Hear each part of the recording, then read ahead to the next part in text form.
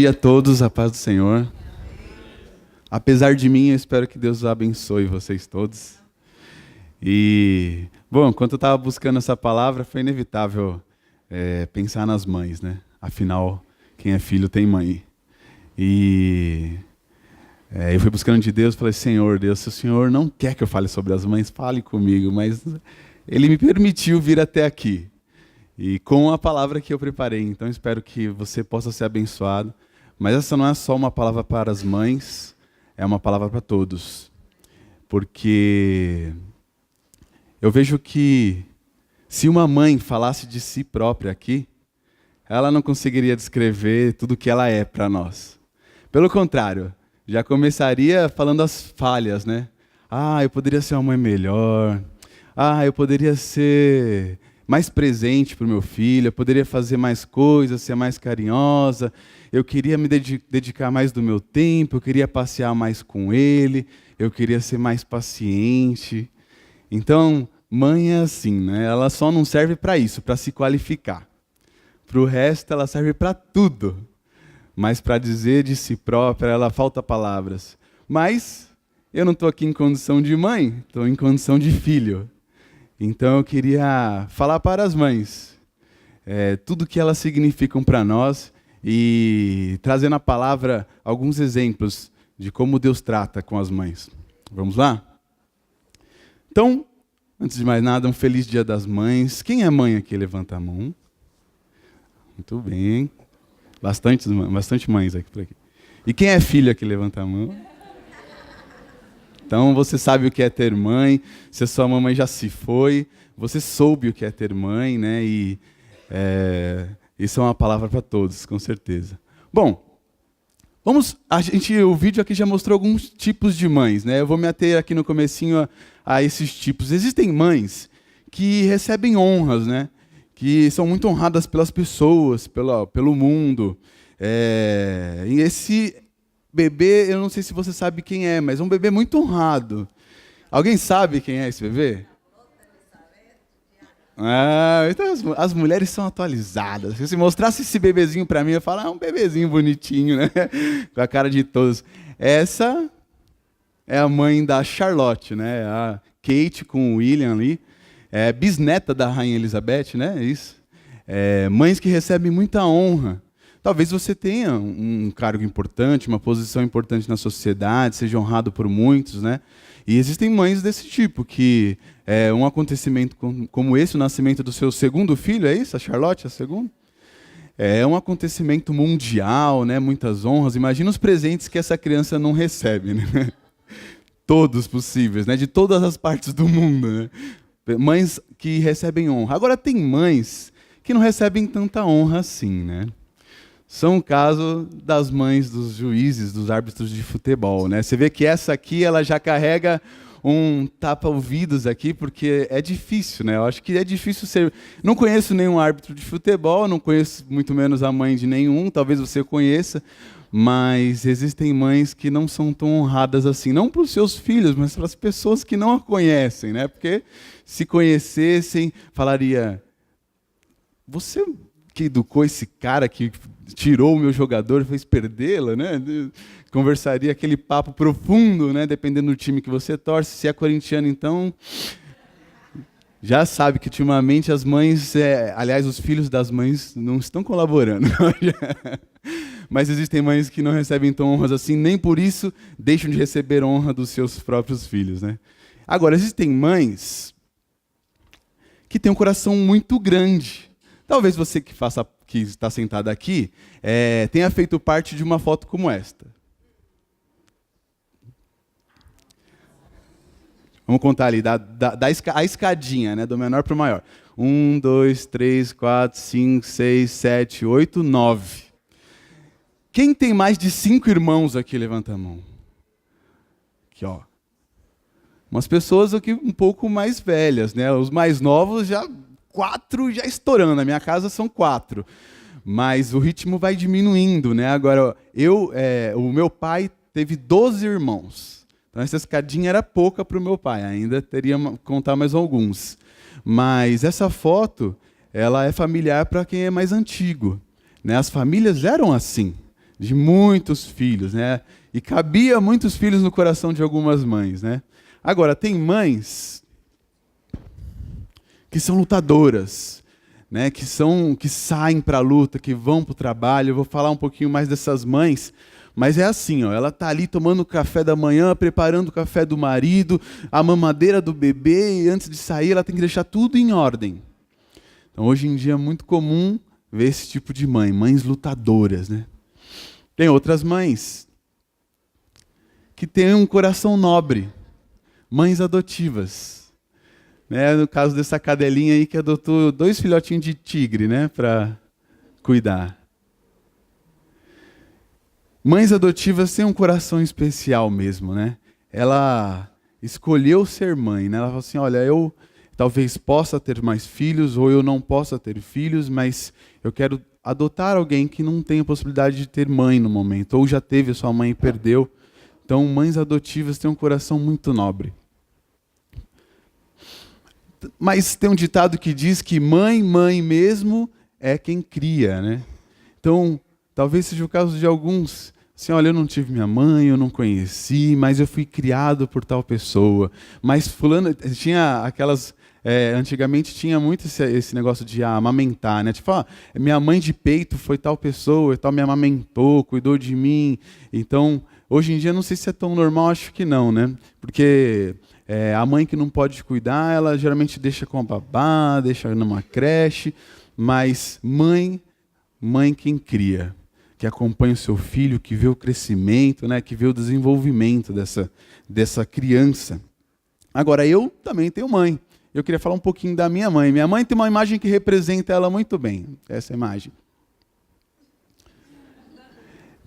Para eu estar aqui de pé diante de vocês, 31 anos nessa cara, casado, né? Assim, saudável. Minha mãe vestiu as luvas dela e batalhou. E eu sei que é o caso de muitas e muitas mães. Hoje, por exemplo, a minha mãe está trabalhando. Ela trabalha no Hospital das Clínicas. E o meu dia das mães teve que ser adiantado. Então foi ontem à noite com os meus irmãos, com a minha mãe, porque hoje a gente não pode se encontrar com ela. Ela trabalha 12 horas, né? 12 por 36. E então hoje eu não vou ver a minha mãe, a não ser que eu apareça lá de madrugada, mas aí, tadinha, ela já chega, vai para a igreja, vai voltar e eu não quero incomodá-la. Mas a minha mãe é uma mãe realmente batalhadora. Ela perdeu seus pais muito cedo. E ela cuidou de 5 irmãos sozinha. E então ela se casou com meu pai e ela teve 4 filhos. E ela nunca deixou faltar realmente nada na minha casa. Mas a gente passou algumas dificuldades. Mas foi no meio dessas dificuldades que a minha mãe falou, ao invés de aposentar as minhas luvas, né, eu vou batalhar mais um pouco. Então lá quando eu tinha meus 11, 12 anos de idade, a gente passava por uma crise, assim, aquela crise de... não tenho o que comer, eu vou raspar o congelador ali com o copinho para comer um gelinho, para ver se eu disfarço. Ou pegava o leitinho, jogava um açúcar e fazia um docinho de leitinho, porque é o que tinha, não tinha bolacha recheada, eu não tinha sorvete para comprar na esquina, eu não tinha essa possibilidade. Então, a minha mãe resolveu sair de casa. O meu irmão mais novo, ele tinha por volta de 8, 9 anos e começou a trabalhar para ajudar na renda. E aí, desde então, trabalha até hoje, graças a Deus, os filhos formados e tal. Mas ela não deixa de trabalhar porque também está próxima à aposentadoria. Mas ela foi uma mãe, e é uma mãe que batalha muito e que eu devo muita honra a ela. Aliás, falando em honra, quando a gente pega a palavra em Êxodo 20, 12, uns mandamentos bem claros, né? Honra teu pai e tua mãe, para que se prolonguem seus dias na terra. Eu vejo esse versículo como um dos mais reais, um dos mais práticos que a gente pode ter. Sabe por quê? Eu tenho um exemplo claro, eu falo para todo mundo, não sei se eu já falei aqui, vou falar de novo. A minha vida de destruição, de devastação, de roubar, matar e destruir para a parte do diabo começou na minha adolescência, quando eu comecei a mentir para minha mãe.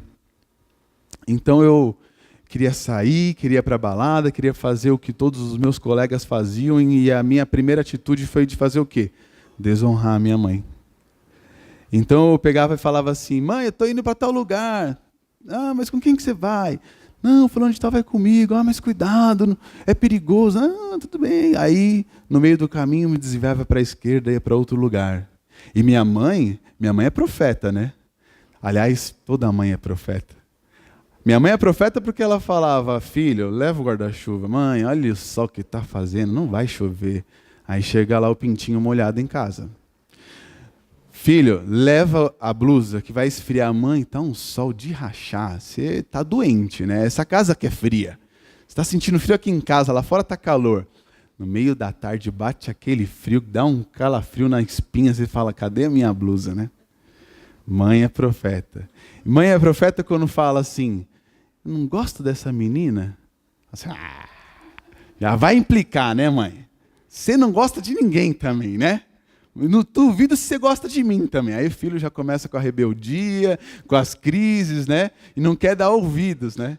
Mas a verdade é que quando a minha mãe disse isso, eu namorava uma menina que ela me ensinou a fumar maconha, que quando eu saía com ela era velho barreiro para baixo.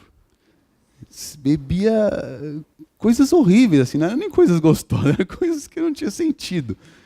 Mas eram coisas que minha mãe profetizava e falava assim, ó, eu não gosto, tem alguma coisa.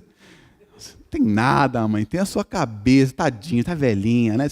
Filho gosta, né, de fazer essas coisas, né? Eu falava. Agora, quando Deus me restaurou, quando Ele me chamou, quando eu vim para a casa do Senhor, a coisa que eu fiz foi honrar a minha mãe.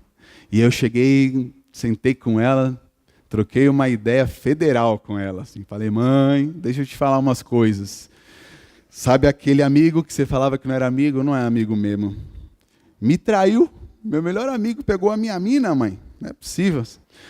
Mãe, sabe aquela menina que você falava que você não gostava? Nossa, eu devia ter te dado ouvidos. Quanta coisa ruim que eu aprendi com essa menina.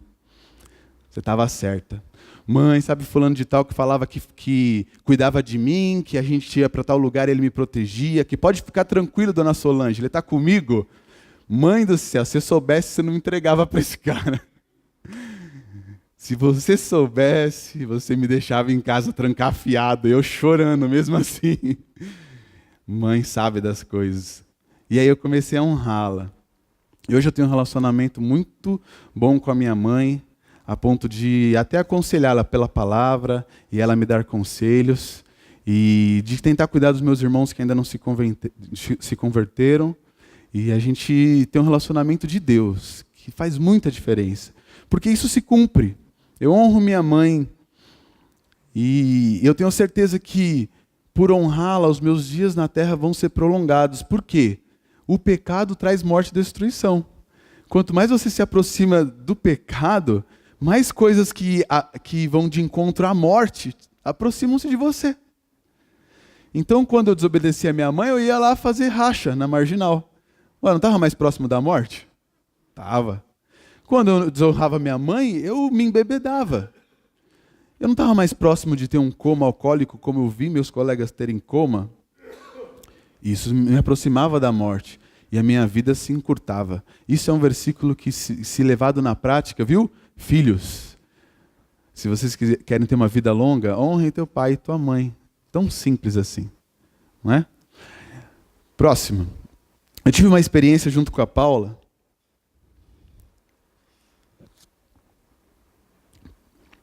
Na Fundação Casa. Eu fui algumas vezes lá, algumas vezes com a Paula, e é difícil entrar lá, viu? É difícil você...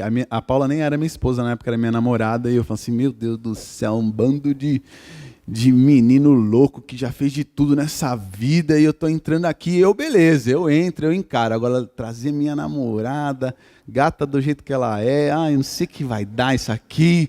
Senhor do céu, mas olha, eu vou falar uma coisa bem clara para vocês. O melhor culto que eu participei na minha vida foi dentro da Fundação Casa. O melhor louvor que eu senti, a adoração de Deus, foi dentro da Fundação Casa. Os melhores pedidos sinceros de alguém a respeito de Deus ou do que Deus pode fazer por ele, foi daqueles meninos que estavam lá trancafiados. E uma das coisas que eles pediam para nós era, você pode orar para minha mãe vir me visitar? porque já faz tanto tempo, não sei se ela vai vir, eu queria que ela viesse, né? Minha mãe é tudo para mim. O sentimento de materno dentro desse lugar, você não faz a ideia do que seja. E quando um filho vai preso, eu tenho a certeza que é isso que acontece. A mãe vai presa junto com ele. Porque uma mãe não consegue ter um sentimento de liberdade para o filho que está preso. Aliás, o filho não é separado da mãe. Existe um elo eterno com ela. E quando um filho chega a desonrar a mãe a ponto de estar neste lugar, ela se submete junto com ele, para estar com ele. E isso era uma coisa que me partia o coração, saber que não só aqueles meninos lá estavam sofrendo, mas a família deles inteira estava sofrendo junto com eles. Eu tenho um versículo que eu queria ler com vocês, sobre esse sentimento de mãe. Está em Isaías 49:15.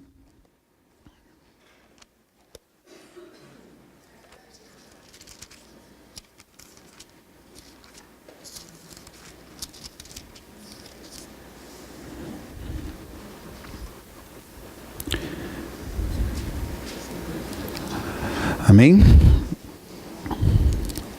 Diz assim o profeta: haverá mãe que possa se esquecer do seu bebê de seu bebê que ainda mama e não ter compaixão do filho que gerou?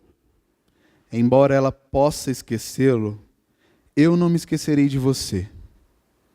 Quando a Bíblia relata, será que uma mãe pode se esquecer do seu filho de mama, que ainda mama, ou do filho que ela gerou?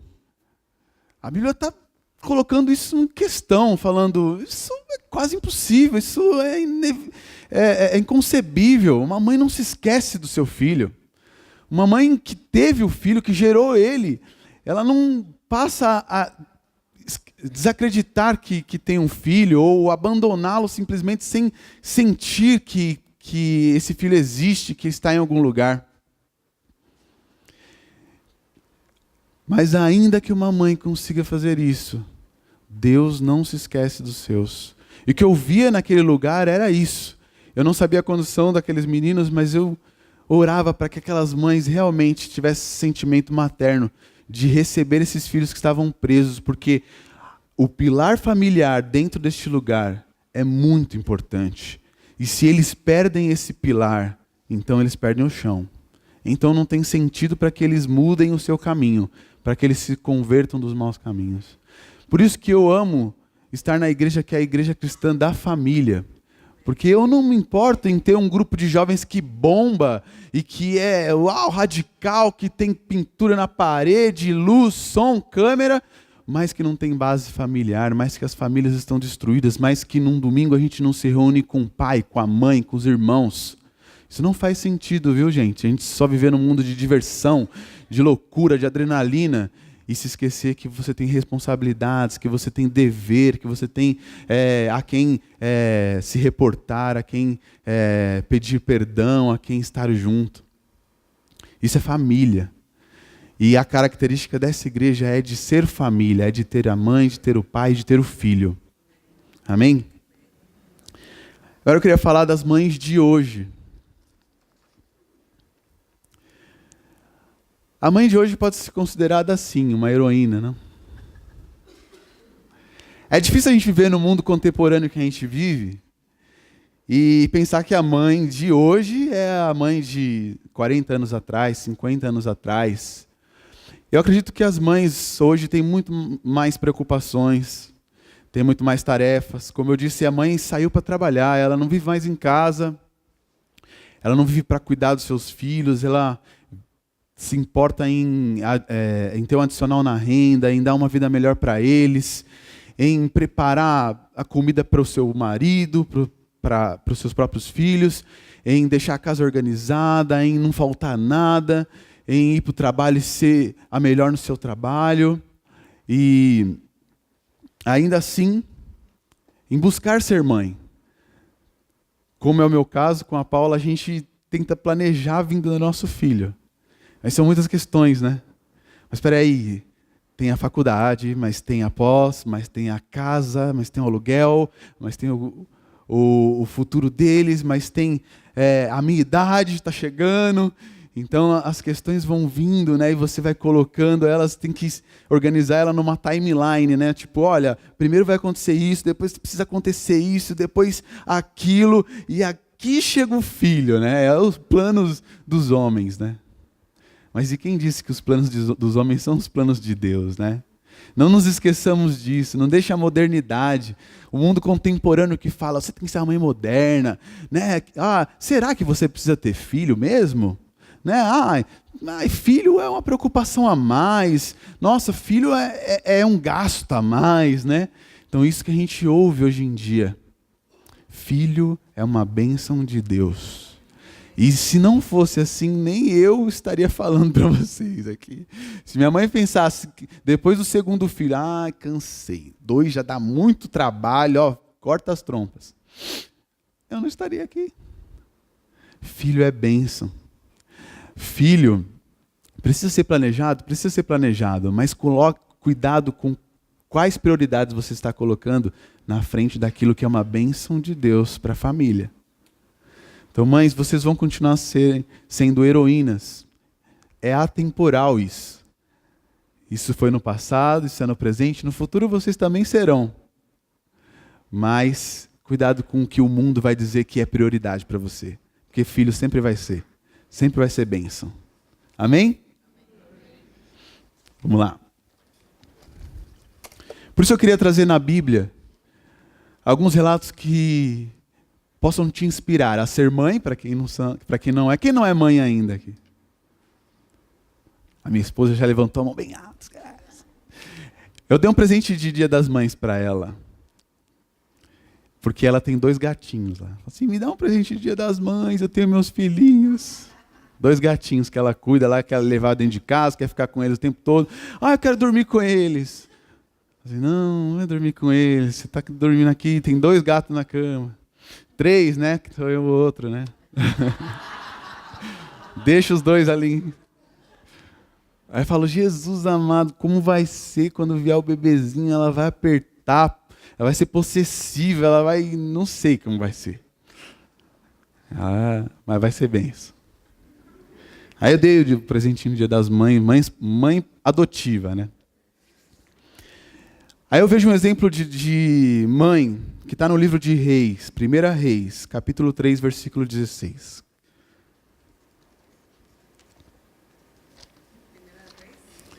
1 Reis, capítulo 3, versículo 16.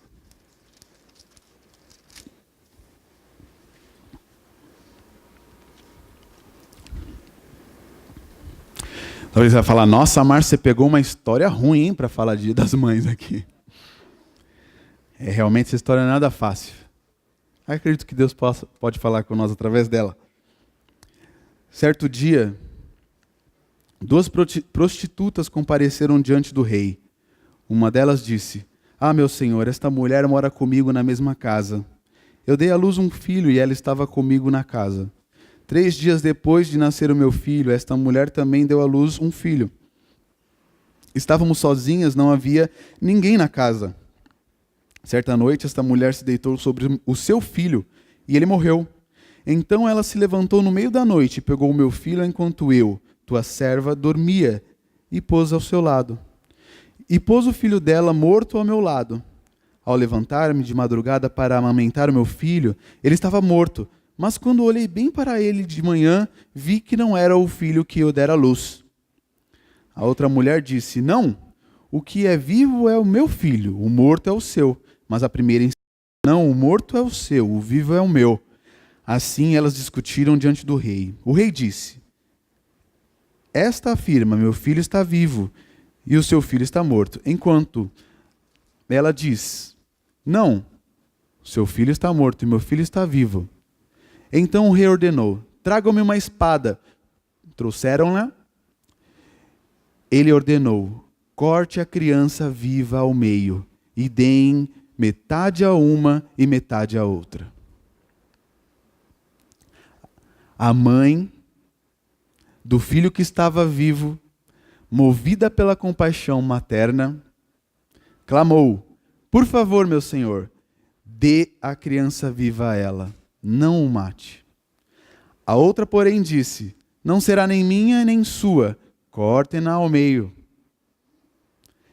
Então o rei deu o seu veredito: não matem a criança, deem-na à primeira mulher, ela é a mãe. Isso é o sentimento de mãe, não é? A mãe que prefere ver o seu filho com outra do que vê-lo morto. E aqui é atestada a sabedoria de Salomão, mas eu queria me ater não a isso, mas a outros fatos. Primeiro, uma causa tão complicada, que passou direto pelos oficiais do rei.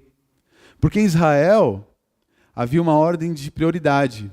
Os casos mais tranquilos ficavam com os oficiais, outros juízes, antes de chegar ao rei. E eles resolviam ali: o cara pegou minha galinha, então dá 2 galinhas para ele. Não sei o que. As coisas simples. Mas quando eles viram esse caso, falaram: essa é do rei, essa aí é bucha. Essa é só o Tiago Sinato para resolver. Ixi. Os advogados da nossa igreja. Difícil caso de resolver. Mas espera aí, está faltando uma testemunha nesse caso. Cadê os pais dessa criança? Cadê o pai da criança morta? Cadê o pai da criança viva? Eles podiam dizer: a cara do pai aqui, o cabelo enrolado, meu, aqui, ó, a sobrancelha meio grossinha, é meu. Olha esse outro aqui, o nariz batatinha, né? A pele mais morena, meu filho. Tinha um grande agravante nessa história. Essas mulheres moravam juntas e não tinham como testemunho os pais dessas crianças, porque eram prostitutas. Elas nem sabiam, talvez, quem eram os pais delas, das crianças. E moravam juntas, provavelmente, num prostíbulo. Muito comum nessa época. Agora, com tudo isso, eu queria perguntar para as mães: o que tira o sentimento de maternidade, de amor e carinho de uma mãe, sendo ela prostituta ou não? Nada. Nada. E aí a primeira lição para nós, que a Bíblia nos traz: Deus não está olhando quem você é. Quando Ele te instituiu mãe, Ele está falando: mãe é mãe. Em todo lugar do mundo, mãe é mãe. E é um mesmo sentimento de maternidade para todas elas, de amor e carinho pela sua cria. E eu trato com elas todas iguais, porque Deus age com justiça para com as mães. Então, mãe, se você tem sofrido isso, talvez, uma injustiça, uma situação difícil, uma situação em que você está se inferiorizando, dizendo: mas é porque eu sou tão fraca, ou porque eu sou tão inculta, ou porque eu sou tão pobre, ou porque eu não sei, eu não conheço aquilo, então eu estou sofrendo com o meu filho, então eu quero tirar ele de mim, então eu estou passando essa dificuldade com eles. Deus age com justiça, não importa quem você seja. Não importa se você nasceu lá no berço da Rainha Elizabeth. Não importa se você nasceu lá na Paraisópolis. Deus age com justiça sobre as mães. E Ele vai agir sobre a sua vida da mesma forma. Não se preocupe. Tenha apenas um sentimento de maternidade. Deus vai te abençoar com justiça. A outra história está em 1 Reis 17, versículo 7.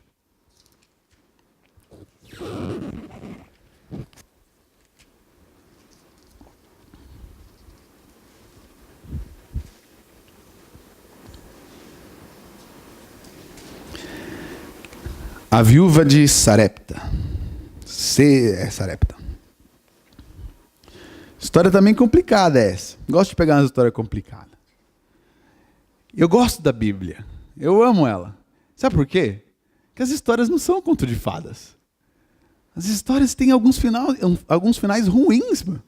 Uns finais difíceis. Você fala: nossa Deus, o que você queria com isso, hein? Esse aqui é um final difícil. Mas que ainda Deus dá um jeitinho de ficar feliz. Mas que você vai lendo, você fala: oxa, Se fosse comigo, eu dava um pé nesse profeta aí que veio todo cheio de pompa, né, fazendo os milagres da multiplicação. Depois acontece uma desgraça. Vamos ler? Versículo 7. Algum tempo depois, o riacho secou-se por falta de chuva. Então a palavra do Senhor veio a Elias: vá imediatamente para a cidade de Sarepta de Sidom e fique por lá. Ordenei uma viúva daquele lugar que te forneça comida, e ele foi. Quando chegou à porta da cidade, encontrou uma viúva que estava colhendo gravetos. Ele a chamou e perguntou: pode me trazer um pouco de água numa jarra para eu beber? Enquanto ela ia buscar água, ele gritou: por favor, traga-me um pedaço de pão. Mas ela respondeu: juro pelo nome do Senhor, o teu Deus, que não tenho nenhum pedaço de pão, só um punhado de farinha num jarro e um pouco de azeite numa botija. Já estou colhendo uns gravetos para levar para casa e preparar uma refeição para mim e para o meu filho, para que comamos e depois morramos. Elias, porém, lhe disse: não tenhas medo, vá para casa e faça o que eu disse. Mas primeiro faça um pequeno bolo com o que você tem e traga para mim. E depois faça algo para você e para o seu filho. Aqui eu penso assim, o Elias não está entendendo alguma coisa, né? Ela disse: eu só tenho para mim, para meu filho, para comer e morrer. E aí ele está pedindo um pedaço de bolo para ele, né? Aí eu ficaria com o coração na mão já. Você fala: meu Deus do céu, esse cara vem, não conheço ele, né? Deus falou comigo, mas eu não conheço muito bem esse Deus. Sabe por quê? Porque eu nem sou de Israel. Eu sou estrangeira. Talvez ela conhecia esse Deus só de ouvir falar. Talvez ela conhecia esse Deus só de Deus falar com ela e ela ficar assim, surpresa. O que está falando comigo? Será que é minha voz? Será que é minha barriga? Está com fome, né? Está falando comigo? Fala para dar comida para o profeta. Aí ela vai. No versículo 14. Obrigado. Pois assim diz o Senhor Deus de Israel: a farinha na vasilha não se acabará, e o azeite na botija não se secará, até o dia em que o Senhor fizer chover sobre a terra. Ela foi e fez conforme Elias lhe dissera. E aconteceu que a comida durou muito tempo, para Elias e para a mulher e sua família. Pois a farinha na vasilha não se acabou e o azeite na botija não se secou, conforme a palavra do Senhor proferida por Elias. Algum tempo depois, o filho da mulher, dona da casa, ficou doente. Foi piorando e finalmente parou de respirar. E a mulher reclamou com Elias: que foi que eu te fiz? Ó homem de Deus, vieste para lembrar-me do meu pecado e matar o meu filho? Dê-me o seu filho, respondeu Elias. Ele o apanhou dos braços dela, levou-o para o quarto de cima onde estava hospedado e o pôs sobre a cama. Então clamou ao Senhor: ó Deus, meu Deus, trouxeste também desgraça sobre esta viúva? Como quem estou hospedado, fazendo morrer o seu filho? Então ele se deitou sobre o menino 3 vezes e clamou ao Senhor: ó Senhor, meu Deus, faze-o voltar à vida este menino. E o Senhor ouviu o clamor de Elias, e a vida voltou ao menino, e ele viveu. Então Elias levou o menino para baixo, entregou à mãe e disse: veja, o seu filho está vivo. Então a mulher disse a Elias: agora eu sei que tu és um homem de Deus, e que a palavra do Senhor, vinda da tua boca, é verdade. Muitas coisas para aprender nesse texto.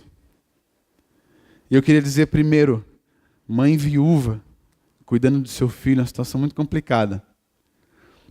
Principalmente nessa época. O destino dela, se não ajudada pelo povo, Israel tinha um sistema bem seguro para as viúvas, né? Para cuidar das suas viúvas, cuidar dos seus órfãos. Mas uma estrangeira talvez não tivesse esse mesmo sistema de ajuda. Ela não era israelita, era de Sidom.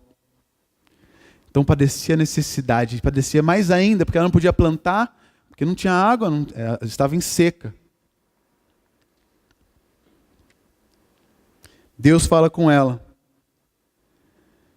qual é o problema de Deus? Aliás, qual é o detalhe?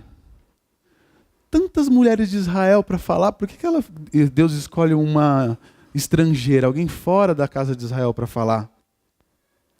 Bom, talvez alguém que estava adorando ídolos pagãos, provavelmente uma adoradora de Baal, e Deus pega e fala assim: escuta, eu quero usar você.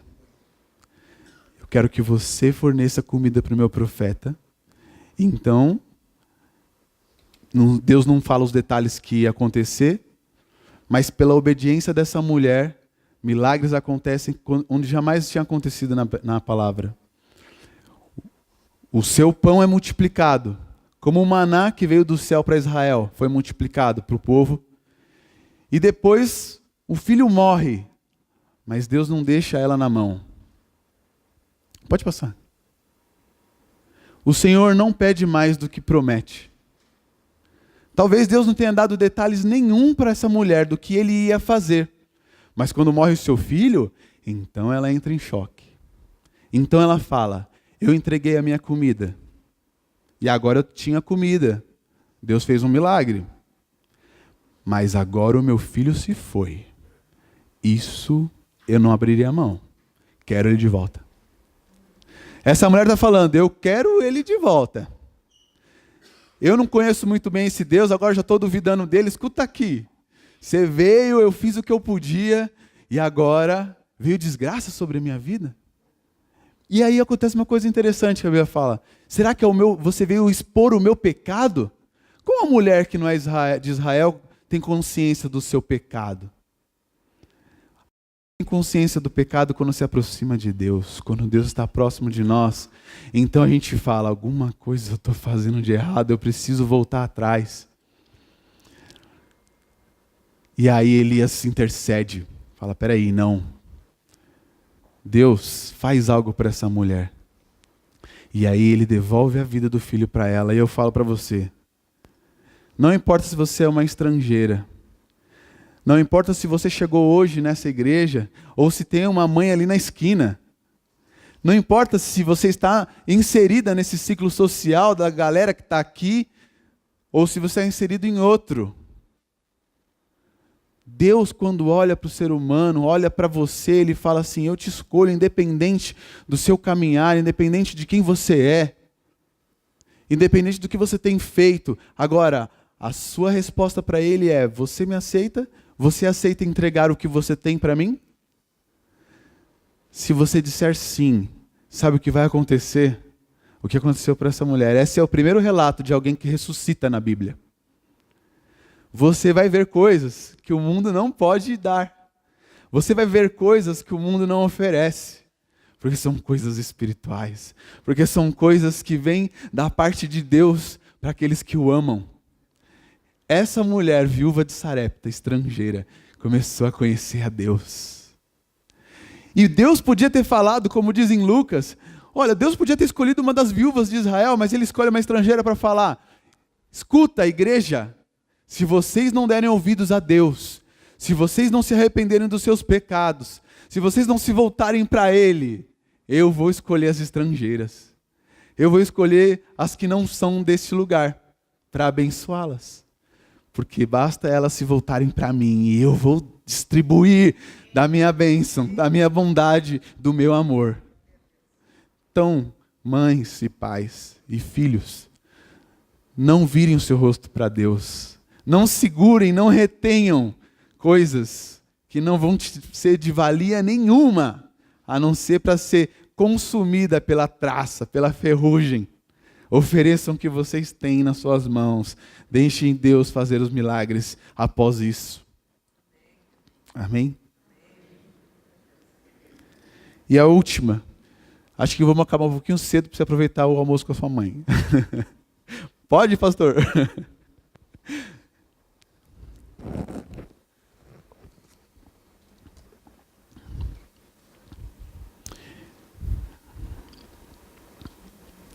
A última história. Acho que não poderia deixar de falar da mãe de Jesus, Maria. Muita coisa para se falar sobre essa mulher. Mas eu tenho um recado bem simples. Deus me acordou hoje de madrugada, 4 horas da manhã. Eu falava, Senhor, eu não sei como acabar essa palavra. Eu não sei. Tá até aí, só tá até aí. Se não acabar, eu vou falar assim, ó, acabou, viu, gente? Ah, tá bom. Pessoal, mas 4 horas, eu pensei que já era hora de acordar, já. Aí Deus falou comigo num sonho, eu falei, nossa Deus, acho que isso aí você está falando comigo, hein? Eu acordei, anotei ali, quando acordar eu escrevo isso aqui. Eu acredito que seja uma direção para a igreja. Maria foi chamada por Deus para receber um título. O título que ela receberia era Bendita entre as mulheres. Maria, bendita entre as mulheres. O plano que eu tenho para você vai te fazer bendita, vai te fazer abençoada, vai te fazer especial entre as mulheres. Porque o que eu vou gerar em você vai ser o Salvador da humanidade. O plano que eu tenho para você é gerar o Salvador. Essa é a visão que Deus tinha. É o plano que Deus tinha para aquela mulher. Mas contrário a isso, diferente a isso, talvez com uma visão obscura, com uma visão meio nublada, não conseguindo entender o que está acontecendo, com medo daquilo que Deus estava realizando, com dúvidas. Tinha uma outra visão. A visão do mundo. A visão de José. Dizendo, é esse o plano de Deus? Eu tenho um outro plano. Acho que eu vou sair fora. Quer saber de uma coisa? Eu tenho até uma coisa boa nisso. Eu não quero infamar você. Eu não quero que você seja mal falada. Eu vou sair aqui, né? Como você não se casou comigo ainda, eu saio e fica tudo resolvido. Você tem um filho aí do Espírito Santo, né? Não precisa dar o meu nome para ele. E está tudo bem. José não estava enxergando. José, a genealogia vem de você. É o teu filho. Geração de Davi. O homem, muitas vezes tem olhos que não são os de Deus. Há caminhos para o homem que parecem direitos, mas o fim deles são caminhos de morte. Então eu queria trazer esse recado para vocês. Cuidado com a visão que vocês estão tendo, homens, filhos. Cuidado se a sua vista não está um pouco embaçada ao olhar o plano de Deus que está sendo realizado através da sua mãe, através de uma mulher. Porque talvez o plano de Deus seja de trazer o Salvador. Quantas mães intercedem pelos seus filhos? Quantas mães não são a causa de salvar a sua casa e de salvar muitos outros? Porque o coração de mãe cabe muitos. Ela vai pondo debaixo de suas asas, e quando a mãe encontra uma boa notícia, encontra boas novas do Evangelho, então ela fala assim, isso não é só para mim, isso é para mim, isso é para minha casa, isso é para os meus vizinhos, agregados, meus sobrinhos, isso é para todos, é para o meu esposo. Jesus poderia ter vindo sem necessidade de engravidar uma mulher? Talvez poderia. Desce ele do céu, mostra para todo mundo, eu sou o filho, eu estou indo. Mas não, tinha que passar por uma mulher, tinha que nascer da carne, tinha que passar pela maternidade, tinha que crescer, se desenvolver, como nós. Tinha um sentimento de filho. Então, cuidado para o que vocês vão olhar. Para aquilo que Deus está realizando, talvez você não conheça bem o plano. Mas aquilo que Deus disse para Maria aqui, quando se encontra com a sua prima, eu digo para todos aqui, Benditos são vocês entre os humanos dessa terra, entre os seres dessa terra. Benditos somos nós quando escolhemos a Deus e a obedecer os seus planos, darmos ouvidos, irmos de encontro a Ele. Talvez você não vai medir todas as consequências, e talvez você vai tentar pôr numa timeline, né, numa organização, numa planilha, vai falar assim, não está batendo esse orçamento, talvez eu deva esperar mais um pouco para fazer isso ou aquilo, para ter um filho. Mas Deus está falando, vai, porque esse é o meu plano.